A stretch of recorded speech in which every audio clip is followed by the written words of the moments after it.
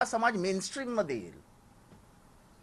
बाबासाहेबांनी रिझर्वेशन म्हणजे आर्थिक उन्नतीचं साधन ठेवलं नव्हतं, की ज्यांना समाजाने मान्यताच दिली नाही, मनुष्य म्हणून जगूच दिलं नाही, अशा लोकांना त्यांनी आरक्षणाची तरतूद करून ठेवली की यांना मुख्य धारेत आणा.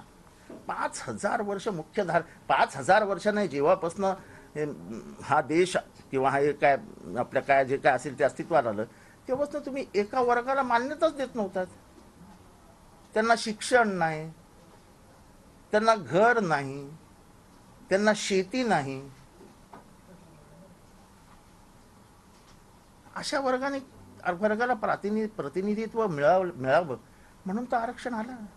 अहो तुम्ही साधा विचार करा ना, सगळ्या शाळा, तुमच्याही शाळा या आता म्युन्सिपाल्टीच्या प्रायव्हेटायझेशनकडे चालल्या आहेत. किती टक्के झोपडपट्टी आपल्याकडे नागपुरात? त्यांची पोरं कुठे जाणार शिकायला? 5 शाळेंचं एकत्रीकरण करताय जिल्ह्यामध्ये. काही काही गावापासून शाळा 15-15 किलोमीटर दूर असतील. कसे जाणार चालत? म्हणजे आपण बोलायचंच नाही असं ठरवल्यावरती मग एक नवीन वर्ग तयार होईल.